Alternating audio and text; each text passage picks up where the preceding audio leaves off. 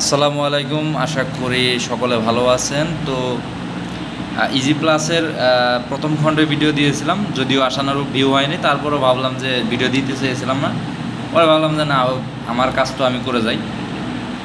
তো এই বইটা যখন বের হয়নি বা বের হওয়ার ছিল, তার আগে ভাবতাম যে পড়ে একবারে ফাটিয়ে ফেলবো, কিন্তু বই কেনার পর হয়তো বই মানে দেখতেই পারতেছেন যে বই ধরেও দেখিনি। তো দেখা যাক, হয়তো আপনারা সকলে বই মোটামুটি কিনে ফেলেছেন। তো এটা আবার দ্বিতীয় খণ্ডে রয়েছে Bangladesh politics issue and Trends, security studies. এটা হলো বাংলাদেশের রাজনৈতিক ইস্যু প্রবণতাসমূহ নিরাপত্তা অধ্যয়ন। তো প্রিলিমিনারিসেতে আমার কাছে কিছুটা মানে জটিল মনে হচ্ছে। প্রিলিমিনারিটাই এর সাথে একটু ইজি ছিল, যদিও অনেকে ম্যাথ নিয়ে ভয় ছিল, তবে ম্যাথ ওগুলো সোজাই ছিল। তো যাই হোক, এটাই যেহেতু আপনার সার্টিফিকেট দিবে, তো সেই ক্ষেত্রে এই মাস্টার্স ফাইনাল খুবই গুরুত্বপূর্ণ, বিশেষ করে যারা ডিগ্রি পাস করে মাস্টার্স করতেছেন তাদের জন্য খুবই গুরুত্বপূর্ণ। তো প্রথম অধ্যায় হচ্ছে যে এটা বাংলাদেশের রাজনৈতিক ইস্যু প্রবণতা সময় বিষয়কোড 311-905, পশ্চিম পাকিস্তান অভ্যন্তরীণ ঔপনিবেশিক শাসনতে বাংলা স্বাধীনতা। তো এটা পাকিস্তান 1947-এর পর থেকে এটা, তো 71 পর্যন্ত প্রথম অধ্যায় মেবি। তারপরে দ্বিতীয় অধ্যায় হচ্ছে রাষ্ট্র জাতি গঠন প্রক্রিয়া 1972 থেকে বর্তমান পর্যন্ত। যদিও কতটুকু আপডেট আছে বর্তমান এখনকার পর্যন্ত মনে হয় না আছে। তারপরে আছে রাজনৈতিক নেতৃত্ব, সামরিক শাসন ও রাজনীতি। বাংলাদেশে কয়েকটি সামরিক শাসন অভ্যুত্থান হয়েছে, তো সেগুলো খুবই গুরুত্বপূর্ণ পড়তে হবে। বাংলাদেশ সামরিক বাহিনী এবং ক্ষমতা, বাংলাদেশে সামরিক বাহিনী যেগুলো রয়েছে, সেনা, নৌ, বিমান, তো এগুলো সম্পর্কে মোটামুটি ধারণা রাখতে হবে। সংসদীয় গণতন্ত্রের কার্যকারিতা 1991 থেকে 2006 এবং 2008 থেকে অদ্যাবধি।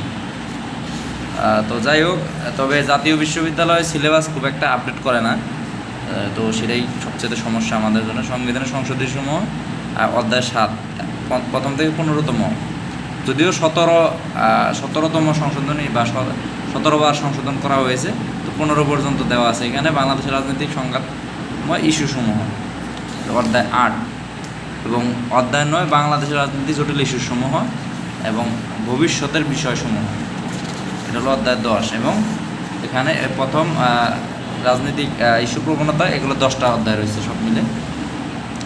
এবং নিরাপত্তা অধ্যয়ন 311-909, এখানে প্রথম অধ্যায় হচ্ছে নিরাপত্তা অধ্যয়ন। তো প্রশ্ন প্যাটার্ন আগের মতো থাকতেছে, অতি সংক্ষিপ্ত রচনামূলক। এবং অধ্যায় 2তে রয়েছে প্রচলিত সমকালীন নিরাপত্তার ধরন, আন্তর্জাতিক অস্ত্র বিস্তার রোধ।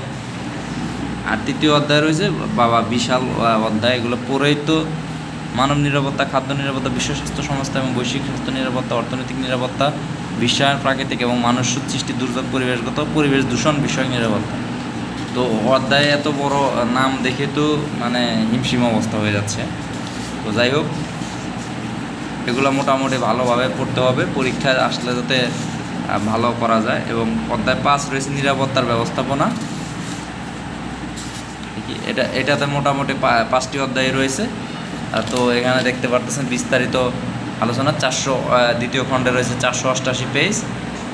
তো এখানে বিগত সালের প্রশ্ন অ্যাড করা রয়েছে এবং প্রতি প্রশ্নের নিচে যে কত সালে কোন ঢাকা বিশ্ববিদ্যালয় অধিভুক্ত 7 কলেজে অথবা জাতীয় বিশ্ববিদ্যালয়ে যেতে গেলে এইগুলো যেগুলো বেশি এসেছে, এইগুলা বিশেষ করে গুরুত্ব সবই পড়লে ভালো হয়।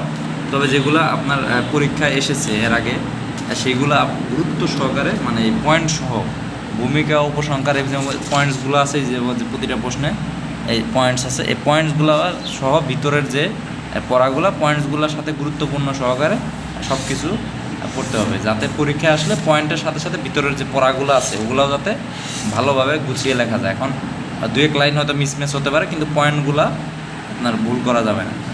পয়েন্টগুলোর সাথে প্রশ্নের সাথে যাতে মিল বন্ধন থাকে এবং লেখার ধরনটা যাতে ভালো করা যায়। তো এই গেল দ্বিতীয় খণ্ড। তো এই গেল এই বইটার মোটামুটি একটা সামারি। তো এই প্রথমটা 10টা অধ্যায়, পরেরটা 5টা অধ্যায় রয়েছে। তো এখানে মানে আমরা যারা বিভিন্ন কাজ করি, শ্রমজীবী মানুষ, তো তাদের জন্য সিলেবাস শেষ করা একটু টাফ। তবে বাড়িতে যারা আছেন বা কোনো কিছু করেন না তাদেরকে বলবো যে আপনারা মোটামুটি একটা ভালো স্টেবল একটা রেজাল্ট করেন। বিশেষ করে যারা ডিগ্রি পাস করে মাস্টার্স করতেছেন, প্রিলিমিনারি পাস করে, তাদের জন্য এই মাস্টার্স ফাইনালে একটা ভালো সিজিপিএ বা সিজিপিএ 3+ তোলাটা খুবই গুরুত্বপূর্ণ, যেটা চাকরি হোক, কেরিয়ার হোক বা সব যেখানেই হোক। এটা হয়তো আমার আগের ভিডিও যারা দেখেছেন তারা বুঝতে পারবেন যে কেন আমি এই ধরনের কথাগুলো বলি। বাস্তবতা বড়ই কঠিন। তো যাই হোক, এই বইটা আপনারা যারা বই কিনেছেন, আমি বলবো যে প্রতিদিন অল্প অল্প করে 1-2 ঘন্টা করে পড়েন, তাহলে আস্তে আস্তে আপনাদের পড়া শেষ হয়ে যাবে মোটামুটি। তবে প্রিলিমিনারির চাইতে মাস্টার্স ফাইনালটা একটু আমার কাছে বেশি কঠিন মনে হচ্ছে। তো যাই হোক, কঠিন হলে কিছু করার নেই, পরীক্ষা দিতে হবে, পাশ করতে হবে, বাকিটা আল্লাহ ভরসা। তো সকলে ভালো থাকেন, আল্লাহ হাফিজ।